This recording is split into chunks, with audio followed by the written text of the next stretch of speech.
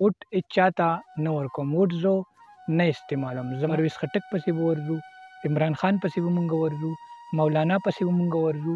نه ملګرو، ډیره ضروري ویډیو ده، کوشش وکړئ مخکې ځان سره هم شیر کړئ. السلام علیکم ورحمت الله وبرکاتو. ملګرو، زما د ویډیو ټاپک دی اوټونو استعمال به مونږ څنګه کوو. اوټونه به مونږ دا ځل چې کوم دی اوټونه به ملګرو مونږ څه طریقې سره استعمالو. اوټ به مونږ چاته ورکوو. تاسو ته د یاد وي چې ما دې نه مخکې یو شارټ ویډیو اپلوډ کړې وه چې زه اوټ چاته نه ورکوم، اوټ زه نه استعمالوم. زما ملګرو د ویډیو ټاپک دا دی چې اوټونه به مونږ چاته استعمالو. ملګرو، زمونږ باندې د هر چا حکومت چې کوم دی راغلی دی، خو مونږ تر اوسه پورې په دې باندې پوه نه شو.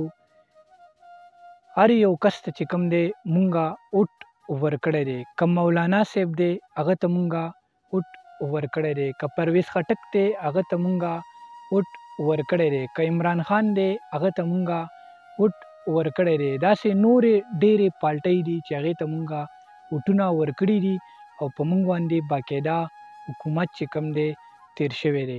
خو ملګرو، تاسو به دا سوچ نه وي کړی دغه ټایم کې چې کوم دی تاسو ړانده وئ، که په تاسو باندې څه چلو هر سیټ ته چې کوم دی مونږ اوټ استعمال کړی دی. ملګرو، اوس روان دي اوټونه، دې کې به مونږ څه کوو؟ یو موټه کېږو به، یو ځای کېږو به، یو بل سره اتفاق به مونږ جوړوو.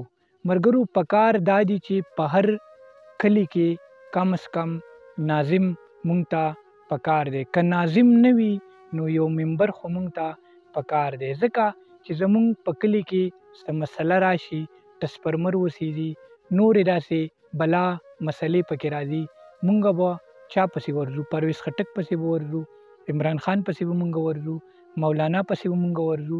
نه، مونږ ته پکار دا دي چې زمونږ د کلي ټول یو ځای شو. کم از کم ملګرو، د خبرې مطلب مې دا دی چې کم از کم چې کوم دی تاسو په هر کلي کې چې کوم دی بیله بله پالټي چې کوم دی، هر یو کلي چې کوم دی بیله بیله پالټي چې کوم ده مرانی صحیح، هر کلي ته پکار دي چې یوه پالټي راونیسي. کم از کم ممبر ناظم چې کوم دی هر یو کلي ته ځان دپاره جوړ کړي چې مخکې څه کارونه چې کوم دي کولی شي.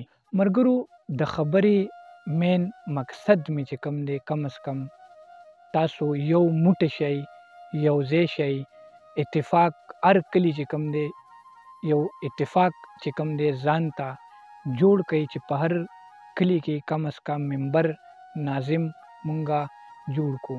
ښه ملګرو، تاسو ویډیو وکته، مونږ ته خپله رای کمنټس کې ضرور راکئ.